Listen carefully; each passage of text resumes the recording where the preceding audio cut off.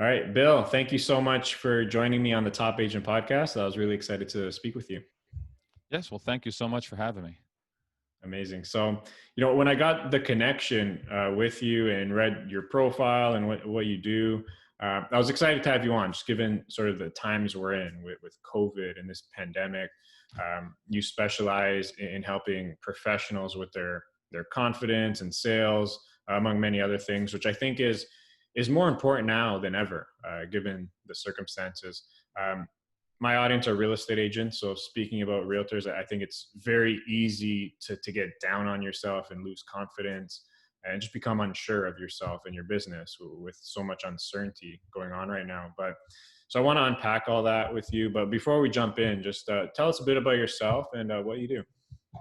Yeah, so my journey started, way back, and like most of us, trying to decide what we wanted to be when we grew up, and I landed going through some college. I went to Penn State, and then transitioned into the United States military as a mechanic, and spent 8 years there learning, how to work with people and process and communication, and then transitioned from there into the retail world, automotive sales in specific, and which was a big eye opener. And one of the things that I applied to my sales techniques was a strict process and discipline. One of the things the military teaches is how to pay attention to details and be extremely disciplined. So over the years, I've learned, through the process of how important learning how to communicate is, and how communication is not something that we're taught ever. We kind of learn how to talk, and then we're expected to learn everything else. So math, science, English, but no one ever really teaches us how to properly communicate. We kind of wing it and think that we know what we're doing. So what I do now is I teach sales, but I teach sales on the level of how to communicate, not only how to communicate with potential clients or current clients, but also how to communicate within your ranks. I know real estate agents either work with an office, or they have their own office, but pretty much are solo business owners. But they also have an internal communication, and like you discussed, the fear and getting down on yourself.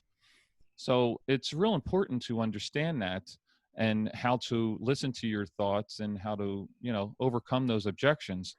So really what I do now is our company really looks at what you're doing, how you're doing it, and builds a plan around that. Because every one of us is unique. Yes, there is a process that you can build pretty consistently for but there's little steps here and there that will be unique to each individual. So it's just really helping businesses and people and business owners, build that confidence inside of them to help them get past those challenges on a daily basis. Yeah, no, I love that. It makes a lot of sense. How long were you with the military? I was in the military for 8 years, came up on reenlistment that would have pushed me over 10 years. Would have loved to have done it, but we started having kids, and college is expensive, and planning for college, even though they were just being born, you have to think about it. And unfortunately, our military doesn't pay the most.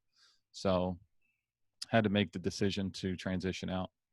Yeah, well, I'm sure a lot of great experience like you mentioned that you got from the military. So that's awesome.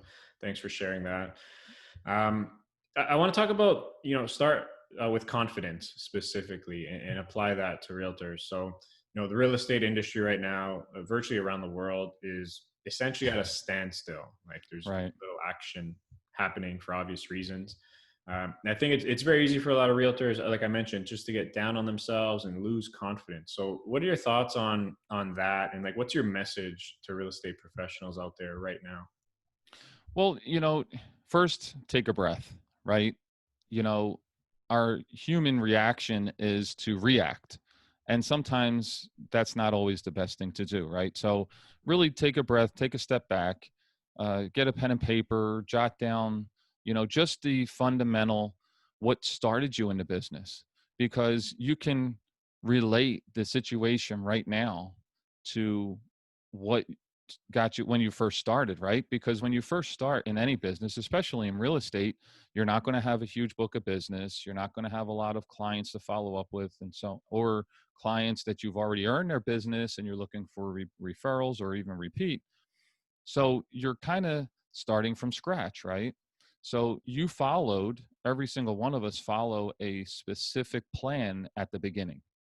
Now, what happens as we grow, the plan evolves and we get inundated with opportunities so that those fundamental steps that got us to that point kind of get lost, right? So take a breath, take a step back, and go back to that. One of the things I stress the most with real estate, with anyone that I'm talking to in a sales type of industry, which pretty much everything is looking for clients, right? So you don't need to abundance, right? So especially a real estate agent, you don't need 500 clients at one time. That's just way too much. You couldn't handle it. Focus on 2 to 3 to 4 and really building that relationship and that quality of communication with them, and that will help you get through this extremely tough time, and you'll become better and stronger out the other end of this. Some really great points. I like what you said there. Sort of, you're sort of starting from scratch in a lot of ways. So that's unique insight, a good way to put it. Um, what are some actionable tips and recommendations you can give to make sure your mindset is where it should be and positive? Because that's key right now. I think it all always starts with the mindset. So any tips you can provide? Yes, absolutely. Whenever we hit a wall, right? And this is really a wall that none of us have ever hit before. Okay, this never existed in the history of our worlds, and you need to really just simplify it. Okay, so first off, look back and look what got you to where you are today. So you did something right. You're doing something right. You're successful. You may not be at the level of success that you want to be at, but you are definitely at a level of success. So understand that you're better than what that negative thought in your head is popping in there, right? And then write down the steps, visual. So our thoughts are in our head, right? And then we can speak our thoughts. But then when you write it down and you see it and you're writing it, it becomes even another facet, another step towards reality, right? So if you write down, okay, here are my current client list. Where is each person? What phase are they in? Phase one, phase two, or phase three? Okay, how do I move this one to this one? Just really, really just simplifying it, breaking it down, and then building those steps. The one advantage that I would say real estate agents have right now above anyone else is the fact that real estate agents are used to working on their own, working their own timeline. One of the challenges that everyone's facing right now with not getting up, not getting dressed, and not going to work is their production levels have decreased tremendously, right?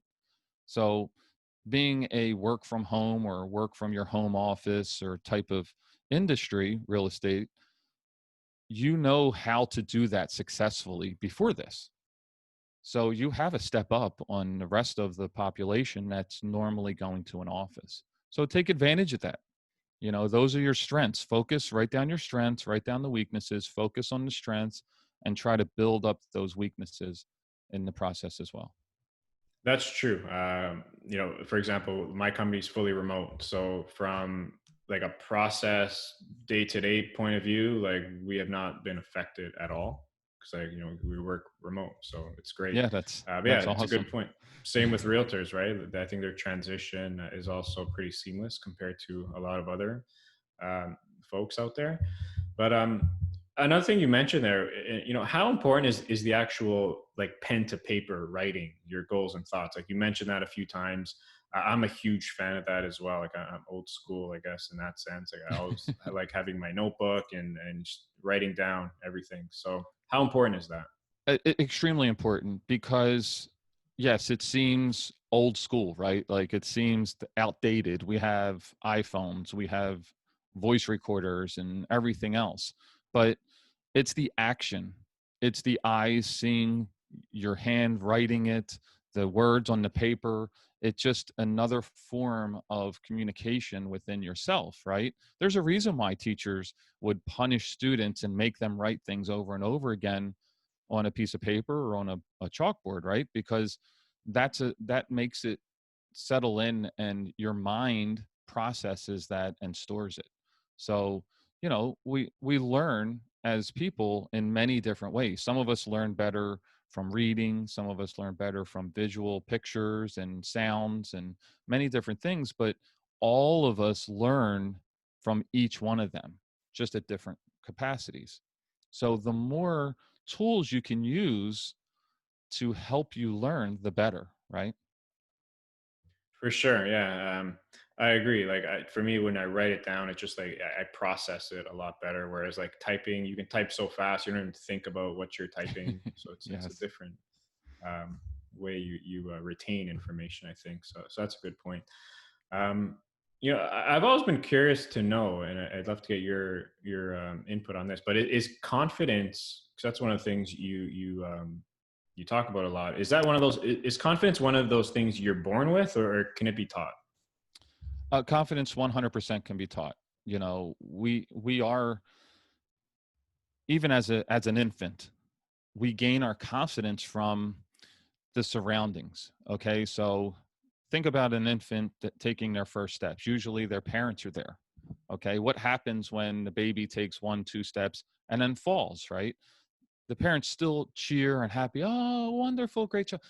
So even though the baby doesn't know how to speak at this point in time, they understand the communication is not just verbal. In fact, communication is 93% nonverbal. All right, 55% of that is your body language. So we communicate through emotions and feelings. So that confidence is being taught from that age. Now, as we get older, and when it comes to things like the situation we're in, and even if this was a normal situation, as a real estate agent, as a sales consultant, you build these doubts in your head, because let's face it, we're rejected 80% of the time, right? 20% is a pretty high close ratio when we're talking to consumers or potential clients. So 80 plus percent are saying no, right? And we have to be comfortable with hearing that. Well, how do we build that confidence in there? Is the knowledge of knowing that. Okay. If I call it embracing the no, all right. We don't want to hear no, but yes, we do, because we're not going to hear 100% yes. So the more we hear no, the closer we are to the yes. So that's how I have taught myself and now others that, the confidence builds from the knowledge of understanding and knowing that these are the steps that it takes. I like that. Embrace the no. I think now, like in this generation, younger generation, you get a sense of entitlement almost Yep. because they're not embracing the no, and yeah, that's a good one. Another topic. So real estate, as you know, it's a very personable business, and very relationship driven. What are some ways realtors can communicate with more confidence, given how important that is in the success of their business? Again, any actionable tips or advice on that front? Yes, absolutely. First, you need to learn what communication is. Just like I was saying, that knowledge is what builds confidence. The reason why we suffer in our communication skills is because we've never studied it, we've never practiced it, we were never taught the different levels and forms and what actual, solid good communication is, right? So if you want to learn math, you sit down with a math teacher and you work through problems, you practice and practice and practice. But no one ever says, oh, let's go to communications class. In college, communications class is based around how to speak on, how to handle radio and TV and those types of communication, but it doesn't attack the core, which there are six pillars to communication, and understanding and learning those are extremely important, because that's what gives you that ability to communicate properly. Now, one of the pillars is empathy. And they all kind of wrap in. So you have assertiveness, you have open mind, empathy, listening. Those are the main pillars of communication.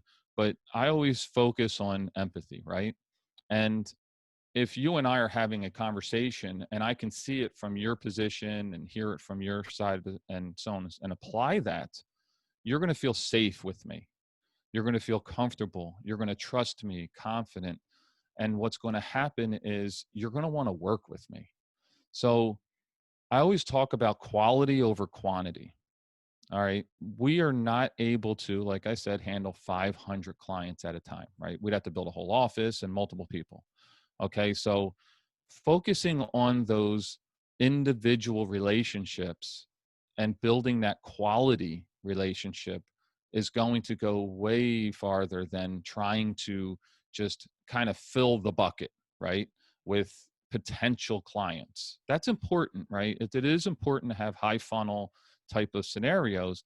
But really, when you get down, especially in the market and the situation we're facing now, focusing on the 5 to 10 people and really working on that trust and that confidence in you and being authentic. It's my wife was talking about something, we were discussing something earlier, something that one of the people she works with was saying, and it comes across as non-truth, right? You can feel it. When someone's kind of BSing you. Well, don't let someone feel that from you. That's just really, if you can cut it down at that right there, then you're going to be extremely successful because you want people to feel safe and trust what you're saying. Great point. I also agree. Like empathy is just so important. Again, more important now than ever, just given the circumstances, and a lot of people out there are going through hard times. So it's important to be authentic and genuine in your communication and your messaging. Because, like you said, it's very easy to see past that and see someone as inauthentic or fake. But on empathy specifically, I think it's a concept that's just, yeah, it's very logical. It makes a lot of sense. Like, be empathetic and caring, but how can you actually practice that or apply it? Like, if that's not something you think about all the time, but it's important. Like, how can you actually apply that in your day to day life? Well, you have to practice it, right? It's just like playing a sport. You're not going to get better at basketball if you never shoot a basketball. So, how do you practice empathy? Well, you have to pick out scenarios and recognize it in yourself. Okay. So, uh, I was telling you earlier, I teach high school and middle school classes. And one of the scenarios that I use, especially with May 4th was last week, is Star Wars. Okay. So, I don't know if you're a Star Wars fan. I'm sure you have some listeners that are, but they may relate with a different type of example. But Star Wars, multi generations from the 70s to now. Some people love the originals. Some people love the prequels, and everyone has an opinion. And you actually can find heated discussions or arguments almost about them. So, how do I practice empathy? Well, I have my viewpoint on it, but can I see someone else's? Do I allow myself to see it, to understand it, to take a look at it? So when you're in the heat of a discussion, it's difficult to apply empathy sometimes if you haven't recognized it when you're not in the heat of a discussion, right? So you could just be honestly driving in your car, sitting on the sofa, whatever it is, and just practice thinking of scenarios to where there's another side to the opinion, and can I see it from their standpoint? What is Michael Jordan the greatest basketball player of all time? We have his documentary that keeps playing. Or is LeBron James? And can you see it as, yes, Michael can be, and then, well, wait a second, let's look at LeBron. If you can look at both sides of the coin, that's empathy, right? That is applying that pillar of communication and really understanding and being open to it. So you have to practice it when you're not in it, right? Does that make sense? Totally. Yeah, definitely makes a lot of sense. Starts with awareness, I guess, to really, Yeah, you know, to really sum it all up. Yeah, you have to be exactly. aware. Yeah, nice. Another topic. So real estate, it's pretty unique when it comes to, I think, marketing and branding. So what I mean by that is not only are you marketing your services and what you provide to clients, but in a very big way, realtors are essentially marketing themselves and selling Yep. themselves to potential clients. So how should realtors think about marketing their services and marketing themselves? So you're 100% correct. Yes, I would be in a market to buy or sell a property or a home, and that is the ultimate goal. But do I trust the person that I'm going to work with? Do I feel comfortable with them? So how do I portray that? First off, you have to go back to the embrace the no part. You have to realize that I can't help the whole population. I only want to help unique people and understand that you want to attract the person you want to work with, right? So we get caught up in these ideas that we need a lot. I do it with my own company. I would, yes, would I love to work with every single person available? Yes and no, because I don't want to work with a client that I'm uncomfortable working with. All right. And it's the same for a real estate agent. And once you understand that, then you're going to build yourself and a message that will attract the people that you want to work with and that want to work with you. So, really, how do you do that? Be real, be authentic in your message, be open, honest, and just forthcoming. And understand that that will attract the people that will work best with you. Don't try to listen or apply something that could be working for someone else, right? You have to make it your own. We get caught up in social media posts and different things that say, oh, do this and I'll get you a million clients. Well, you don't need a million clients. You don't need an abundance. You just need the right ones. And how do you attract that? You attract that by being who you are, being yourself and talking about it. So I always tell my clients and my real estate clients in specific is pick topics, right? Here, I'm going to say, write that on a piece of paper, notepad. What are the questions you get asked the most? Okay. What do your friends call you about? What do your former clients or your current clients call you about? Write down those topics and then make short videos about it. Make short, write little blogs about anything. For a real estate agent, I'm all about video. Okay. That Facebook Live, that Instagram Live, little videos about right now. A perfect example right now would be: do I call my mortgage company and ask them for the forbearance? Right? What does that do for me? How does that help me? How does it hurt me? You don't want to make a 4 hour long video. Make a 2-3 minute video about the pluses and minuses. Okay, and if you are a salesy, in your face type of person, then yes, strong call to actions at the end. If you're not, if you're someone that's very a passive type of sales personality, then just say, hey, if you happen to have any questions, call or text me at this number, right? Or send me a message. So whatever your personality is, that's what you use. So really just being authentic will bring you a long way. For sure. Definitely step one. A common question I get related to that is, you know, um, what should realtors be posting? Should they just do business? Should they post like about their personal life? Because like you said, it's almost like the law of attraction. You want to attract the person you want to work with. So what's the balance between, how personal you're getting on social media and in your Well, marketing? yeah, absolutely. And it's the same question.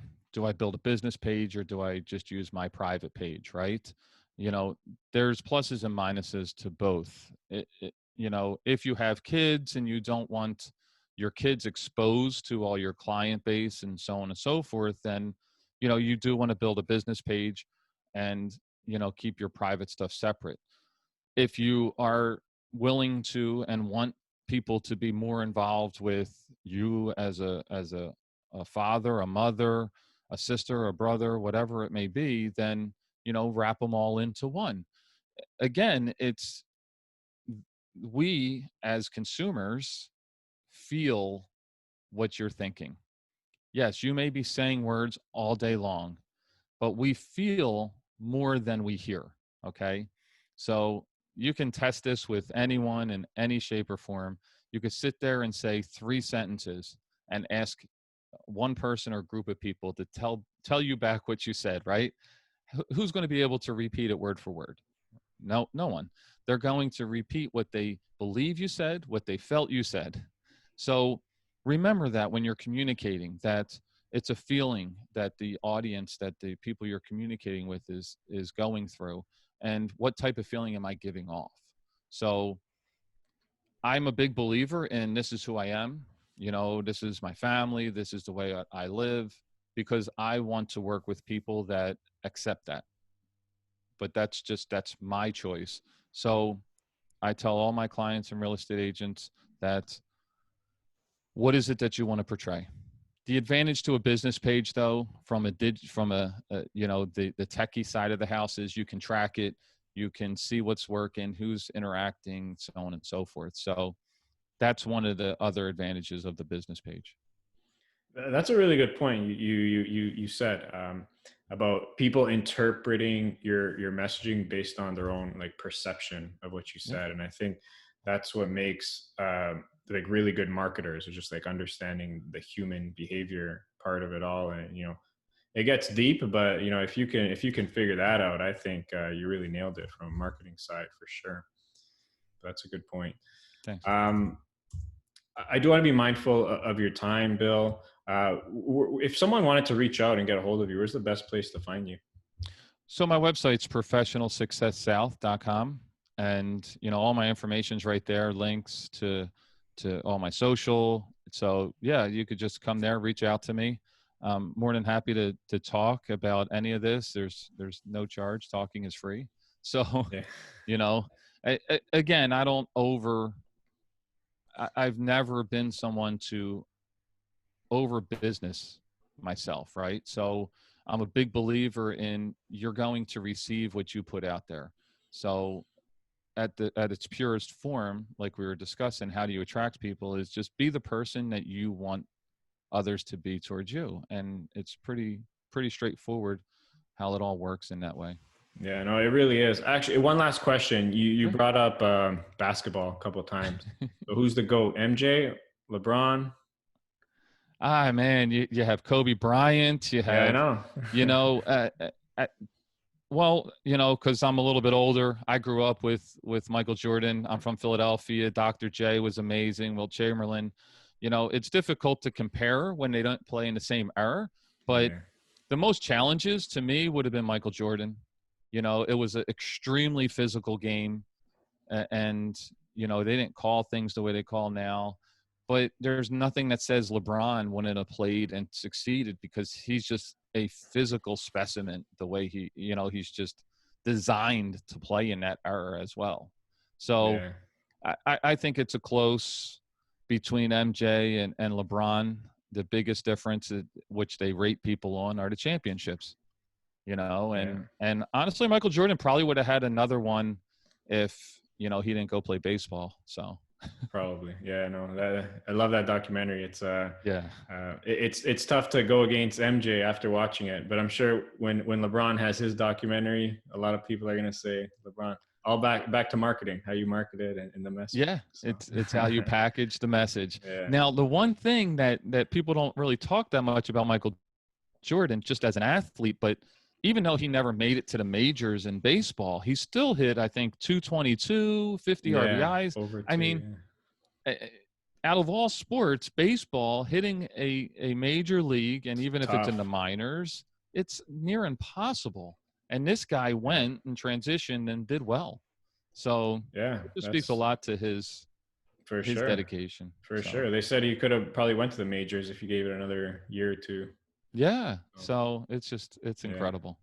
Anyways, well, thanks so much, Bill. Really appreciate the time. Again, thanks so much for coming on. I think a lot of realtors and people listening will find this very insightful and actionable. And yeah, appreciate the time. And I hope you're well. Keep safe, and we should do this again sometime. Yes, awesome. Thank you so much for having me. All right, Bill. Take care. Okay.